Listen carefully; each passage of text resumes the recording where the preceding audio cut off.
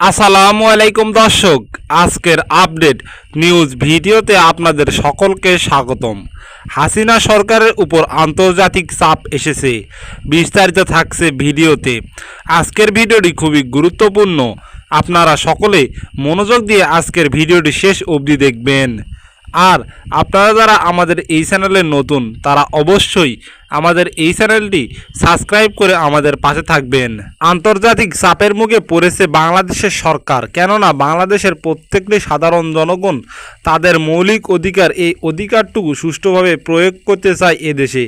এ কারণে তো বাংলাদেশের সাধারণ জনগণ এবং স্টুডেন্টদের আন্দোলনে সরকারের বাধা দিয়েছে। বাংলাদেশের প্রত্যেকটি সাধারণ জনগণ চাচ্ছে বাংলাদেশে হোক আবার একটি নির্বাচন, কেননা বাংলাদেশে 7 জানুয়ারি দ্বাদশ জাতীয় যে সংসদ নির্বাচনটি হয়েছিল এটি সুষ্ঠু এবং মানদণ্ড হয়নি বলেছে বাংলাদেশের সকল সাধারণ জনগণ। সাধারণ জনগণ আরও জানিয়েছে যে বাংলাদেশের প্রত্যেকটি নাগরিকের মৌলিক অধিকারই হচ্ছে ভোট। এই অধিকারটুকুই বাংলাদেশে সাধারণ জনগণ সুষ্ঠুভাবে প্রয়োগ করতে পারে না। বাংলাদেশ একটি গণতান্ত্রিক দেশ। এই গণতান্ত্রিক দেশে যদি বাংলাদেশের সাধারণ জনগণ তাদের মৌলিক অধিকারটুকুই যদি প্রয়োগ নাই বা করতে পারে, তাহলে এদেশ যে একটি উন্নয়নশীল দেশ তার কি প্রমাণ?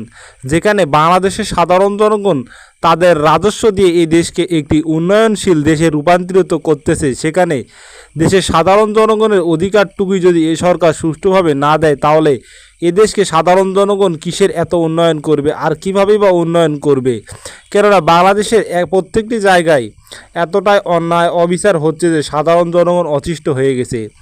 সাধারণ জনগণের একটি চাওয়া একটি পাওয়া, বাংলাদেশে একটি সুষ্ঠু সরকারের মাধ্যমে বাংলাদেশের প্রত্যেকটি জায়গার সকল অন্যায় অবিচারগুলো চিরতরে বিদায় হোক, এরই চাই এদেশের প্রত্যেকটি সাধারণ জনগণ।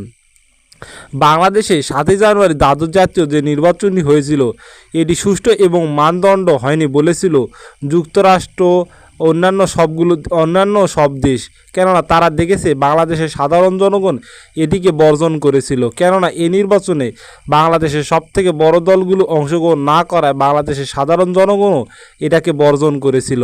কেননা বাংলাদেশের সাধারণ জনগণ চাচ্ছিল যে বাংলাদেশে একটি সাধারণ জনগণের মতামতের মাধ্যমে নির্বাচন হোক, আর এই নির্বাচনটি অবশ্যই গণতান্ত্রিক নির্বাচন হোক, যেখানে সবগুলো দল থাকবে। সেই দলগুলোর মাধ্যমে বাংলাদেশের সাধারণ জনগণ একটি দলকে বিজয়ী করবে, আর এরই মাধ্যমে দেশে একটি সুষ্ঠু সরকার গঠনের মাধ্যমে দেশের প্রত্যেকটি স্থানে সকল অন্যায় অবিচারগুলো চিরতরে বিদায় হোক, এটি চায় এদেশের প্রত্যেকটি সাধারণ জনগণ। সাধারণ জনগণের এই চাওয়া পাওয়াগুলো পূরণ না হোক যে এই দেশকে সুষ্ঠু এবং সার্বভৌমত্ব দেশ হিসেবে স্বীকৃতি দেবে না সাধারণ জনগণ। সাধারণ জনগণের চাওয়া পাওয়াগুলো অবশ্যই পূরণ করা প্রয়োজন এই দেশকে।